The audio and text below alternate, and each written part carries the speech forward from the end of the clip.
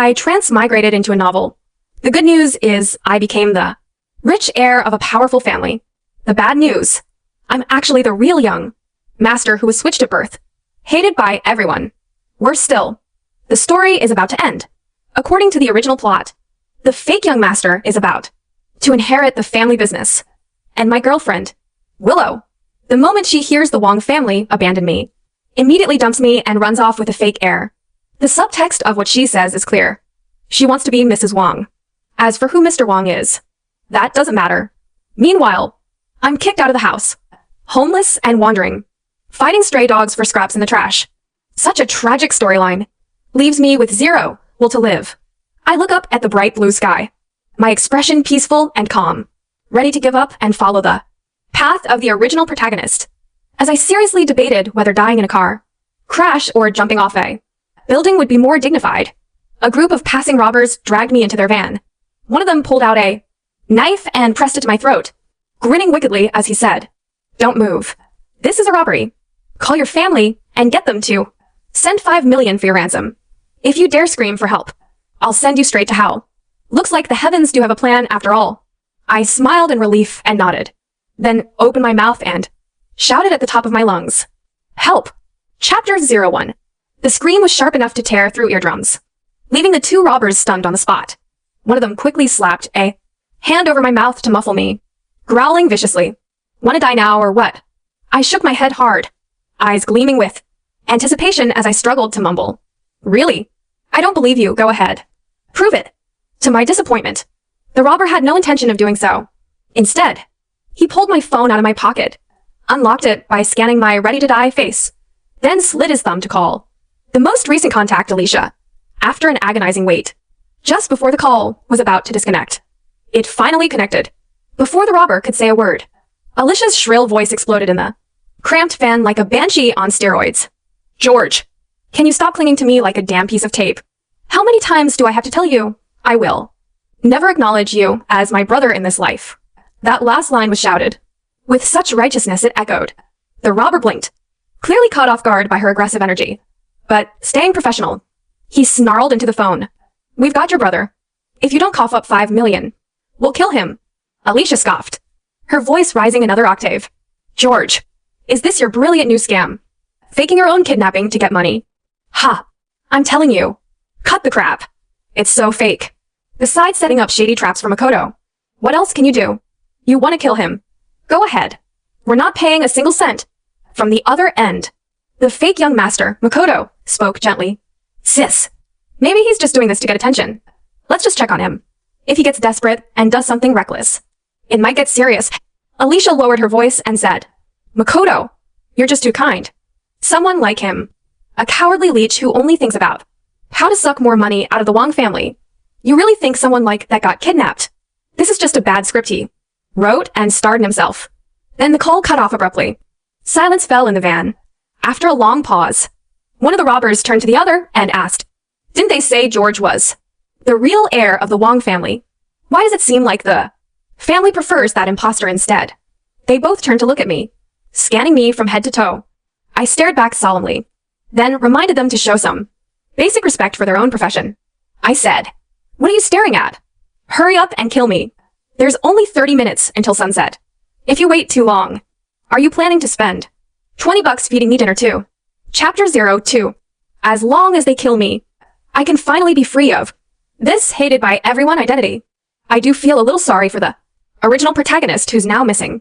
But honestly, I have no desire to keep struggling in this world. Before I transmigrated, I was just a 9 to 5 corporate drone. No parents, no family, no friends, no brothers. All I had was a life of lonely, repetitive commutes between work and home, and a growing sense of exhaustion and confusion about the future. Until one day, while crossing the street, a car ran a red light and slammed into me. At that moment, I felt an uncanny calmness inside, as if a faint beam of light pierced the darkness and led me out of my suffocating life, giving my heart, long drowned in seawater, a moment of relief. Who would have thought when I opened my eyes again, I'd landed in an even harder mode of hell. At the same time, a book appeared in my mind, standing quietly like a monument. It told me I had become a Universally hated character in a novel. A real heir switched at birth by a nanny. After enduring 18 miserable years in an orphanage, he finally found his biological parents. But sadly, just like in real-life cases, his parents had already formed deep emotional bonds with the adoptive son. They barely knew their real child. The initial joy of reunion faded quickly in the face of complicated feelings. Their guilt toward their biological son came from the pain he had endured, but to send away the adopted son to make up for it meant they'd have to be the ones making that decision. So, like most wealthy families, they didn't send the adopted child away. They just decided to treat both boys as their own. But the real young master, who had vanished for 18 years, could never match up to the fake one who had grown up with elite education and etiquette. A swan living among crows long enough full habits. Feathers tainted black, filth that can never be washed clean. Meanwhile, the crow living among swans, cultivated by their love and training day after day, eventually opens pure white wings and blends into the flock. Labeled crude and unpresentable, the real young master, deemed worthless, was kicked out and left to roam the streets. Everyone turned away from him and gathered around the impeccably dressed, graceful fake young master, singing endless praises. At the end of the book, there was only a single, dismissive line. George, who tried so hard to gain everyone's attention, was finally thrown out by the Wongs.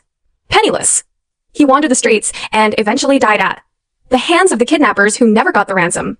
After reading that, I turned my hopeful gaze toward the two robbers in front of me. After I requested to be killed, the van once again fell into a weird silence. The two buzz-cut men huddled together, whispering for a long time, and then made a decision, completely different from the original plot. They weren't going to kill me. They were going to rob a jewelry store first to make some fast cash. The younger one hesitated. Big bro, I thought we agreed to just extort ransom. Now we're straight up robbing a store. I don't know how to do that. The older one smacked him on the head. Furious. Isn't it all about making money? What's the difference? We'll just use this guy as a hostage. Grab the gold. Then run. Still worried, the younger one asked, what if we can't get away? The older one replied confidently, no worries. I checked detention centers in the capital have better meals than anywhere else. I swear. You'll eat oily dishes 3 times a day. Besides, I flew across the country to bring you here. It'd be a waste if you didn't try. The younger one nodded, touched. Then he turned to me and, seeing my I've given up on life expression, threatened. Just behave later. Got it. If you cooperate and act like a good hostage, we'll let you go afterward. I asked, can you grant me a small wish? He replied, say it. I had no interest in following any extra plot lines. By the end of the book, there wasn't a single word about me anymore. With a sincere heart, I said earnestly, since I'll be working so hard as your hostage, after the robbery, can you do me a favor and stab me to death? The robbers were speechless. Chapter 03. The jewelry store robbery went surprisingly smoothly. The two robbers worked in perfect sync. One smashed at the glass with a sledgehammer, while the other was tugging and struggling with me, still gripping his knife.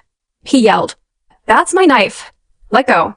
I replied sincerely, bro, you just need to swipe it across my neck. Quick and easy. It won't take much of your time. He cursed. Get lost. Robbery and murder ain't the same thing. You can't fool me into stepping on the sewing machine for longer inside. Meanwhile, a crowd had already formed outside, chatting and pointing like they were at a festival.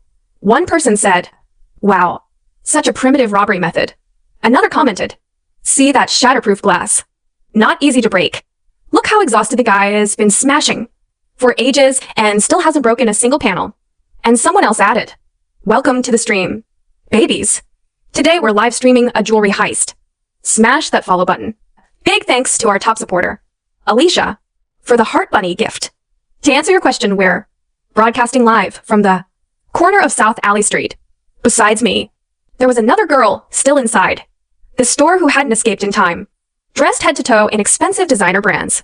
She was clearly used to a pampered life. Now, she squatted on the floor, trembling, eyes full of fear and a hint of admiration, watching me wrestle over the knife with the robber. Her eyes shimmered with unshed tears as the sound of police sirens drew nearer. The robber, who had failed to break even one piece of glass, finally snapped in frustration. He pulled out a switchblade from his pocket and swept the room with a vicious glare. Then, like a madman, he lunged and grabbed the squatting girl, shouting with murderous rage, If I'm going to prison, I'm taking someone with me. The flash of a spring-loaded blade drained all color from the girl's face, while I, on the other hand, was practically elated. The moment I'd been waiting for had finally arrived late, but not missing. If I died fast enough, I could even save money on dinner tonight. Goodbye. Original body. If I run into the original protagonist on the road to the underworld, maybe we can catch up. The switchblade was raised high. In the chorus of screams, I lunged forward, throwing myself in front of the girl like a true martyr. Screams rang out all around. I felt the cold steel pierce into my abdomen. Warm, sticky blood began to flow out slowly. The blood loss made my head spin, just like when I was hit by that car in the original world. That same eerie sense of calm washed over me. Everything in the world lost its color. The view before my eyes cracked into 1,000 razor-sharp shards. I closed my eyes, a peaceful smile on my lips, letting out a long sigh. I whispered, "Finally, I'm dying." My body slowly went limp to the sound of the girl's tearful screams. I slipped into unconsciousness. Right before I fully lost consciousness, I thought I saw a woman anxiously pushing through the crowd, stumbling to my side with panic written all over her face. She shouted in terror, "Why are you all just standing there? Call 911 now." Chapter 04. From the way her features resemble mine by about 50%, I figure this must be Alicia, the character described in the book, the original protagonist's biological older sister. But Alicia would never look at me with worry in her eyes.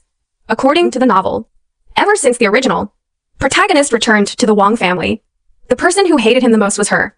On the very day he was brought back into the Wong household, Makoto, the fake heir who had lived under their roof for 18 years, stormed out that same night. When the family finally found him after searching all night, Makoto was drunk out of his mind, disheveled like a stray dog. With a trembling voice, he choked out, "Mom, Dad, Sis, I thought you didn't want me anymore." Alicia clung to him, heart aching, then turned her furious gaze toward the original protagonist and shouted, "This is all your fault. You hillbilly, don't think that just because you share blood with our parents you get to bully Makoto. Let me tell you, blood ties can never compete with 18 years of shared memories." Back then, the original protagonist stood awkwardly in the lavish Wong family living room, wearing a cheap t-shirt and worn-out shoes. His only belongings were in a shabby bundle at his feet. The central AC made his body hair stand on, and yet not one person even looked at him properly.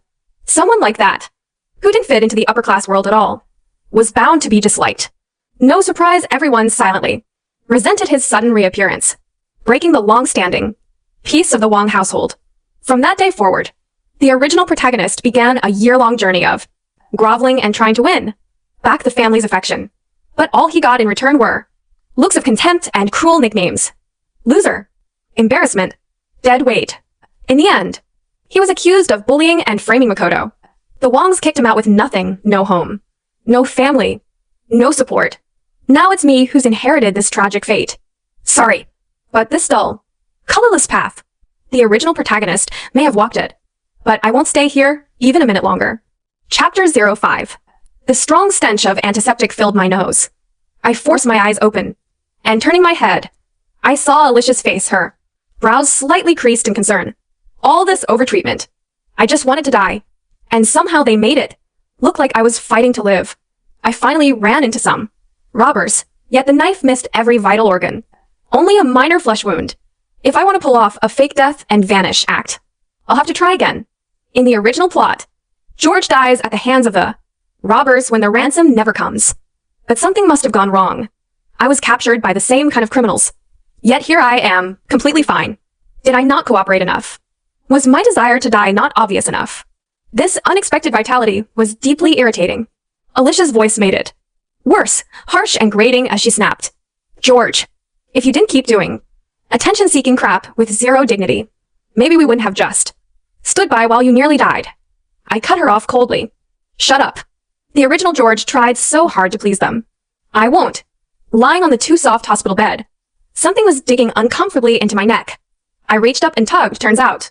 It was some kind of worn-out charm for peace and safety. Its cloth was faded, threadbare. The deep red silk had long lost its luster. Something hard was tucked inside. I didn't inherit the original George's memories, but this ragged little thing felt annoying and useless. So I ripped it off and casually tossed it away. It flew through the air in a perfect arc. Alicia's words suddenly died in her throat. The moment she saw me throw away the charm, her eyes locked onto my face. Unblinking, her voice trembled as she asked, "George, did you really just throw that piece charm away?" Chapter 06. I asked, "What else would I do?" I looked up, genuinely confused. It was poking me and uncomfortable. Why wouldn't I throw it away? I've already suffered enough. Dragged inexplicably into this strange world. Made into some universally hated problem child. And now I don't even have the right to toss out a crappy piece charm. I don't even want to keep living. Why would I care about a faded little charm? Alicia's voice rose sharply with frustration. "George, do you seriously not remember where that piece charm came from?" I lazily lifted my eyelids and replied calmly, "No, I don't." A thick book stands like a monolith in my mind. I've got zero patience to comb through it in detail. All I've done is skim the plot and get a rough understanding of this world and the misfortunes that befell the original George. As for that piece charm, if it was ever mentioned, it was a passing footnote. It didn't leave the slightest impression on me. Alicia looked visibly pissed, her face flushing red with emotion. She stood up and stared hard at my indifferent expression, clearly trying to find even a flicker of guilt or pretense in my face. But my utter calm told her all she needed to know. I really didn't remember. She snapped, kicking the charm aside and scoffing. "Wow, George, you've really stepped up your acting. Let me guess, those robbers. Hired actors. Right. All just part of another pathetic stunt to get our attention and crawl your way back into the Wong family." She sneered again. "Honestly, it's a good thing we kept Makoto 18 years ago instead of a born troublemaker like you." No matter how sharp Alicia's words were, they failed to stir anything in me. I had no plans of staying in this world anyway. I ignored her entirely and scanned a room. The hospital ward was on the 18th floor. A lucky number. Supposedly, the window opened wide enough. Easily enough space for me to slip through. "Sorry, doctors and nurses. I'm about to waste your hard work and precious time." Outside, the evening sky burned red with scattered clouds. If I'm going to die, no need to wait for an ideal day. No better moment than now. I pressed a hand to my wound and slowly dragged myself to the window. Alicia, still standing there, rolled her eyes, watching me hobble forward. She laughed bitterly. "Oh, keep it up. Keep acting. What now, planning your next scheme? You really will stop at nothing for the Wong family's money." "Ha, George." Her sarcasm was cut short, collapsing into a gasp of sheer terror, reflected in her wide, panicked eyes. I took a deep breath. My expression softened. I closed my eyes, and in one swift motion, I climbed through the window and threw myself into the sky. Chapter 07. The light, drifting sensation of falling suddenly stopped short. A sharp pain shot through my arm, muscles pulling tight. I opened my eyes in frustration and looked up. Alicia's face was flushed red with strain. She was gripping my arm tightly, panic and terror written all over her expression. Her eyes were reddened, her voice hoarse as she screamed for help. I, on the other hand, said flatly, "Let go." Her fingers clenched even tighter. Her voice trembled, obviously breaking, as she said, "George, I won't. It was my fault before. Please don't do anything rash. Okay, I swear I'll pull you back up." With the help of the doctors and nurses who had rushed in, they finally dragged me back in from the window and into the hospital room. My arm, nearly pulled out of its socket, throbbed in pain. The moment I hit the ground, I fell in a tangled heap, completely disheveled. Alicia clung to me, trembling uncontrollably in the aftermath. Her eyes welled up with tears. She shouted in near hysteria, "Are you out of your mind? This is the 18th floor. If I hadn't grabbed you in time, you would have ended up a pile of blood and broken bones." Then, as if something suddenly occurred to her, the color drained from her lips. She stared at my calm, detached expression. Her voice shook as she whispered, "George, I thought you were just acting again. Just another stunt to get our attention. But you really wanted to die." The realization made her voice trail off into incoherent panic. I stared at her, confused. Alicia had hated the original George for as long as he'd been in the Wong family. If I were really dead, wouldn't that make her happy? Why did she look so full of regret? Before I could process any of it, the strain from everything caught up to me. My still healing wound tore open again. Blood seeped out slowly, blooming red like plum blossoms on my gown. The world around me blurred. My eyes rolled back. And then, I completely blacked out. Chapter 08. When I woke up again, I was in the Wong family's villa. A spacious, bright bedroom, but not the one the original George used to stay in. Though I didn't inherit his memories. I'd seen it described in the original plot. The room he lived in was no bigger than a walk-in closet, about the same size as Makoto's dressing room, originally meant for the household staff. After the real young master returned, unwelcomed by all, that tiny, cramped room became his so-called home. Not a trace of late-bloomed, familial affection ever appeared. All he got were looks of disgust and disdain.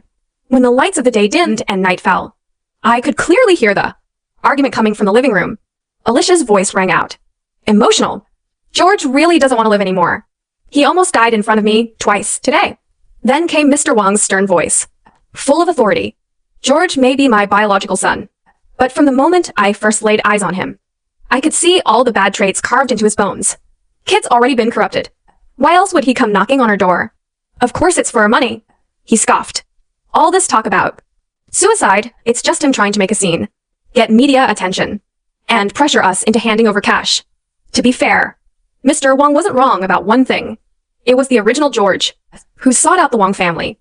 He'd caught a glimpse of his biological father's face on TV, and the resemblance was so uncanny, like they were stamped from the same mold, that the orphan boy, now 18, decided to take a shot and see if fate was real. And as for the money, come on, the kid was still in high school. Without money, how was he supposed to survive? The Wongs had lived their whole lives in wealth. Chauffeurs at the door, luxury cars for every trip, hundreds of thousands in dividends deposited, monthly more reliable than meals for a malnourished orphan. Even Alicia and Makoto received 50,000 yuan a month just as allowance. Designer clothes, accessories, everything they bought was paid with Mr. Wong's black card. But the original George, even 1 yuan for the bus, he had to earn it himself. On his first day at the Wong estate, he opened his mouth and asked Mr. Wong for 10,000 yuan. It wasn't for anything extravagant, just to pay his tuition and cover basic living expenses for half a semester. What he got instead was a wave of ridicule. Mr. Wong said, "Can't even pretend for 1 day. Ha! Already begging for money the moment you step through the door." In the end, he threw the money at George from above like tossing scraps to a beggar, and still found time to add, "You reek of desperation and greed." Honestly, that nanny swapping you out 18 years ago might have been the best thing that ever happened to this family. Now imagine how painful that must have been to hear for the original George. But thankfully, I'm not him. In the living room, Alicia pressed her lips into a hard line. The corners of her eyes were red. She shouted, "Dad, George wasn't faking it. That was the 18th floor. If the doctors had come just a second later, he would have ended up as nothing but a smear of blood on the pavement." She paused, voice cracking. No one throws themselves off an 18th floor window unless they're carrying a world of pain. Even now, her hands still trembled slightly. Just remembering that gut-wrenching moment had left her pale as a ghost. Shock spread across the faces in the room. The Wongs, who had always worn disgust and annoyance like armor, were now frozen with disbelief. I quietly pushed open the door. The timing couldn't have been worse, but I cleared my throat and asked awkwardly, sorry to interrupt, but may I leave now? Chapter 09. Everyone looked even more shocked. After all, they were used to seeing me, the old George, constantly groveling, trying desperately to please the Wong family, only to screw it up again and again. Now, seeing me suddenly so indifferent, wanting nothing from them, they didn't quite know how to react. But I wasn't the original George. I had zero emotional expectations from these people. Silence filled the living room. Makoto, who had been sitting beside Mr. Wong, narrowed his eyes slightly. Then, as if struck by grief, he put on a sorrowful face and said, "This is Big Brother's home. Of course he should stay. I'm the one who should leave. The engagement with the Liu family, that should be his as well." His words were laced with subtle manipulation, hitting the parents right where it hurt. They immediately snapped out of their daze. And the momentary hesitation on their faces froze back into ice. Mrs. Wong closed her eyes in feigned heartache, then looked at me with visible disgust and said, "I know what you're thinking. You're not just trying to push Makoto out to steal the inheritance. You're even eyeing your own brother's fiancé. Ever since you forced your way back into this family, you've been scheming nonstop to frame your brother, doing everything you can to kick him out. We used to have a peaceful home until you showed up and ruined everything." I tuned her out completely, my heart as still as water. I didn't even glance at these people, just walked past them toward the door. But Alicia suddenly grabbed my wrist from behind. Tears welled in her eyes as she looked at me and said, "George, I don't believe what they say. I don't believe you're like that. I believe in you." I didn't need her belief. All I knew was staying here would only delay my plan to disappear. But Alicia went as far as to call the bodyguards to block my way. In the end, under Makoto's hateful stare, I was forced to stay at the Wong estate. All because they were scared I'd try something again. Chapter 10. Now that I was back in the Wong home, my treatment was slightly better than the original George's. I was moved from a servant's room on the first floor to a guest bedroom on the second floor. But it didn't take long for the whole family to realize something was off about me. Back when the original George lived here, he did a ton of chores, hunting in the hills, fishing in rivers, digging up every flower in the garden just to plant wild vegetables so he could cook for them. And what did they give him in return? Insults. They mocked him for being uncultured, saying he was born to do farm work so naturally. I didn't bother with any of that pointless effort. Once I moved in, I went full lie flat mode and didn't lift a finger. The next morning, I slept until the sun was high in the sky. My stomach wound barely hurt anymore. When I finally came downstairs, I heard Mrs. Wong's disapproving voice from the living room. "Sleeping in this? Late, where's your sense of discipline?" Makoto, ever the gentle white lotus, covered his mouth and said softly, "Mom, George got hurt yesterday." Mrs. Wong scoffed. "Who believes that? That wound is probably fake. George, go to the kitchen and make me some breakfast." Years of drinking and entertaining in business had wrecked Mrs. Wong's stomach, so she was extremely picky about food. In the original story, George personally cooked for her everyday delicate, nourishing meals made just the way she liked. Complicated, tiring, and thankless. My eyes swept over her with cold indifference. I said flatly, "Mrs. Wong, I'm not here applying for a job as your chef. If you want me to cook, you'll need to pay me market rate." Makoto jumped in to defend her. "Big brother, how can you talk to Mom like that?" I looked at the smug, self-righteous glint in his eyes and replied evenly, "She's your mom, not mine." Chapter 11. Mrs. Wong stood frozen in place. What truly shocked her wasn't that I refused to cook. It was the fact that I no longer called her Mom. Even when the original George was getting kicked out of the Wong family over Makoto, he still called her Mom with hopeful sincerity. Now, those once yearning cries of Mom had been replaced by a cold, emotionless Mrs. Wong. I went to the dining room alone and casually grabbed some cold toast and milk from the table, stuffing it into my mouth. Corporate life had trained me well. I didn't fuss over food. The goal of eating was purely survival.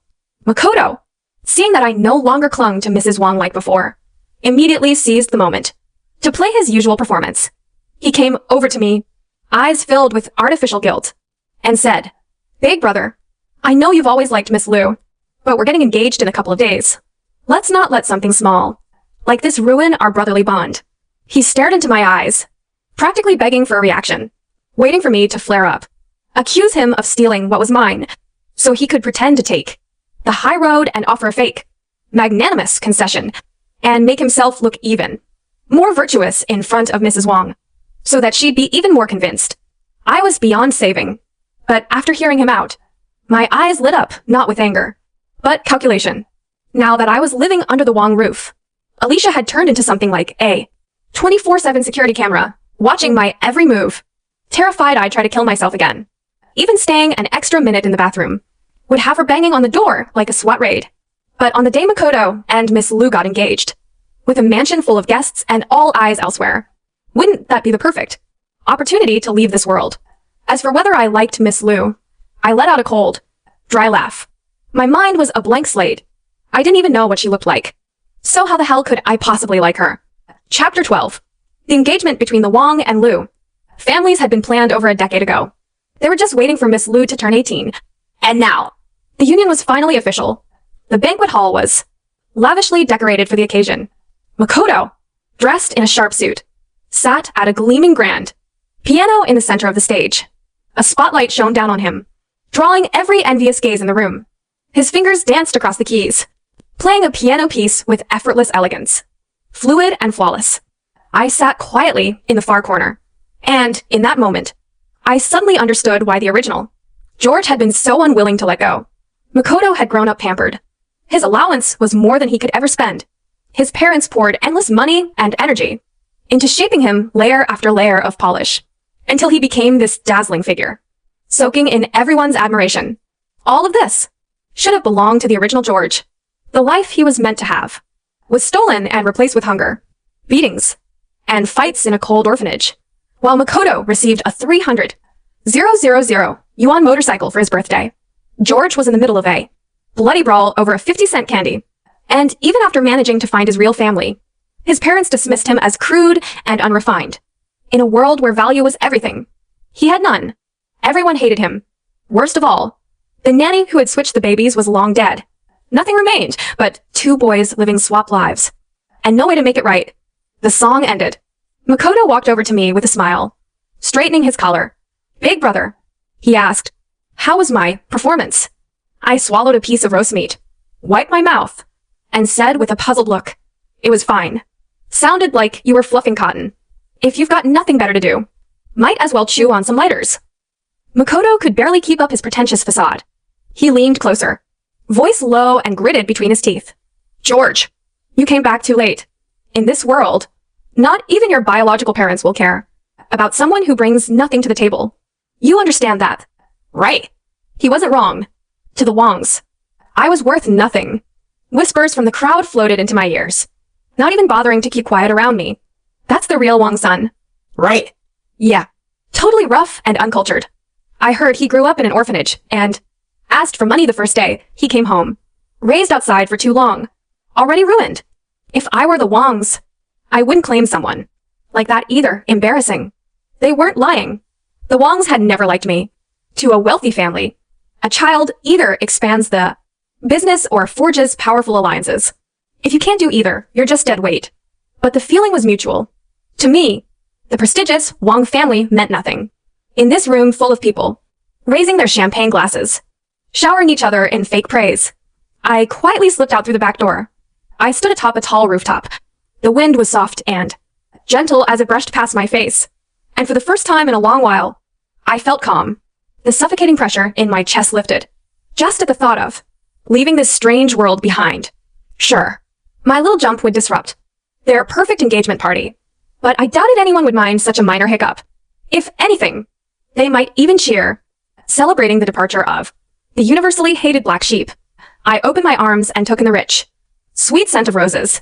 My lips curved into a perfect smile. I stepped forward, ready to climb the railing again and embrace the earth below. And just then, a terrified voice called out from behind me, "George, don't do anything stupid." Chapter 13. I paused mid-step. Here she was again, like a ghost that just wouldn't go away. Alicia. Her eyes were bloodshot, and she crept toward me inch by inch, the worry on her face so intense it was practically blinding. Her voice choked as she pleaded, "George, don't do anything reckless. It's dangerous up here. Please, just come down." "Okay." As she said this, she kept her eyes locked on my every move, afraid to startle me, yet desperate to pull me back, like a wounded cat begging for mercy. I frowned, watching her carefully, even from a distance. I could see her trembling beneath her elegant dress. For a split second, I almost felt it. That tension, that connection, like real sibling affection, like she genuinely cared. But wasn't Alicia supposed to hate me more than anyone? What's with this sudden role reversal? I took another step forward. Half my body now hung over the edge of the rooftop. Alicia panicked. Her voice broke into a shout. "George, don't. It was my fault before. I admit it. Just come down. Please, whatever you want. I'll agree to it." She looked completely unhinged, tears in her bloodshot eyes, the updo in her carefully styled hair was now unraveling, strands flying wildly in the wind. But just then, a voice cut through the moment like a knife. A woman's voice, cold, smug, and perfectly ill-timed. "George, aren't you just disgusting? You'll do anything to ruin this engagement party." Ha! I turned toward the sound. It was Willow, dressed in a custom-made gown, standing there like a queen, crushing someone else's funeral. She was the daughter of the Liu family, the very one the original George used to love. Back when I skimmed the original plot, I saw the part where, during George's early days in the Wong household, rejected by everyone, he met Willow. Rich, beautiful, gentle, she was a ray of light in his bleak, beaten down world. And with the Wongs and Lius planning to merge through marriage, if that child swap had never happened, Willow would have been betrothed to him. For a boy raised in an orphanage, Falling for a girl like her was understandable. She was his son. But the truth was painfully obvious. Willow wasn't marrying a person. She was marrying the Wong family.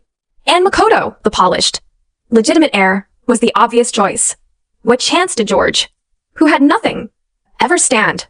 So the light that once shone on him quickly turned away, choosing someone else to illuminate.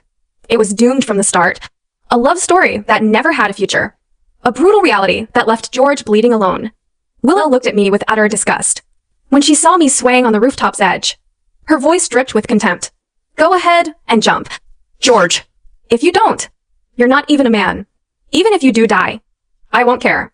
Cling to me all you want. My heart has always, and will always, belong to Makoto.